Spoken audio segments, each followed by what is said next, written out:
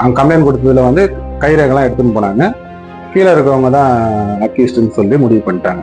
கீழே என் ஒய்ஃப் தான் சாப்பாடு கீப்பாடுலாம் போட்டு தன் தங்கச்சி மாதிரியே பார்த்துக்கினாங்க. அப்படி இருந்த வீட்டிலேயே துரோகம் பண்ணிட்டாங்க. அதேமாரி யாரையும் நம்பி சாவி கொடுக்காதீங்க, இது பண்ணாது. நம்பியே ஒரு 7 வருஷமா சேர்த்து வச்ச பணம் ஒன்னே காணாமல் போனோடனே எனக்கு மனசு இதுவாகும். என் பேர் கார்த்திகேயன். நான் நெற்குன்றத்தில் வச்சுக்கிறேன். சக்தி நகர் 12வது தெருவில். நான் 23ஆம் தேதி மதியம் 1:30க்கு வந்து ஏஜிஎஸ் சினிமா தேட்டரில் அவதார் படம் பார்க்கறதுக்கு ஃபேமிலியோட கிளம்பிட்டோம். போயிட்டு 6 மணிக்கு தான் வந்தோம். அந்த நடுவில் வந்து நான் வீட்டில் வச்சு 9,33,000 ரூபாய் பணம் வச்சுட்டு போயிருந்தேன். வச்சுட்டு போகும்போது அந்த பணத்தை வந்து சினிமாவுக்கு போயிட்டு வந்துட்டோம். எல்லாமே சகஜமாக வந்தோம். பூட்டெலாம் எதுவும் உடைக்கல. சாவிலாம் திறந்த மாதிரி இருந்தது. கரெக்டாக இருந்தது. எங்களுக்கு ஒன்றும் சந்தேகம் வரல. நாங்கள் பாட்டு வீட்டுக்கு போயிட்டோம். வீட்லேயே இருந்துட்டோம். மறுநாள் வந்து கலெக்ஷன் காசு வந்தது, கம்பெனியோட கலெக்ஷன் காசு. அதை எடுத்து நான் தபால போடலான்னு சொல்லிட்டு எடுத்து பார்க்கும்போது பணம் காணோம்.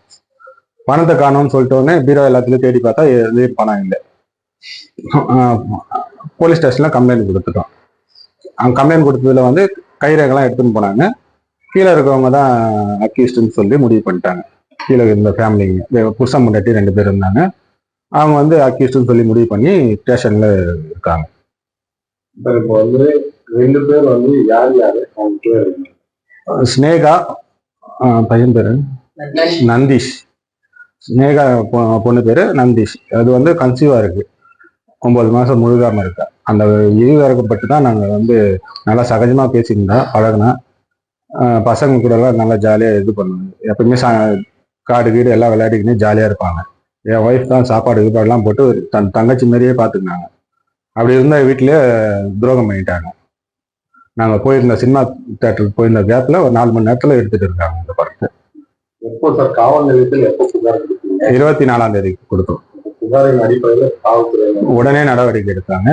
உடனே துரிதமாக நடவடிக்கை எடுத்து உடனே வந்து 2 பேரையும் அரெஸ்ட் பண்ணி எல்லாமே இது பண்ணிட்டாங்க. இன்னும் ரெக்கவர் வண்டி வரல.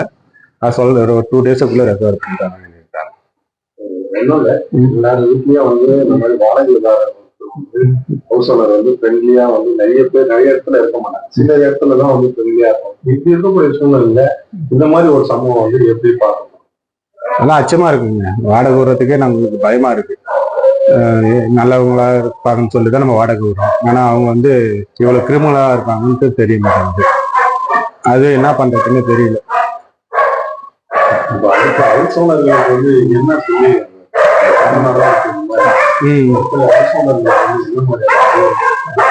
நம்ம வீட நம்ம தான் பாத்துக்கணும்.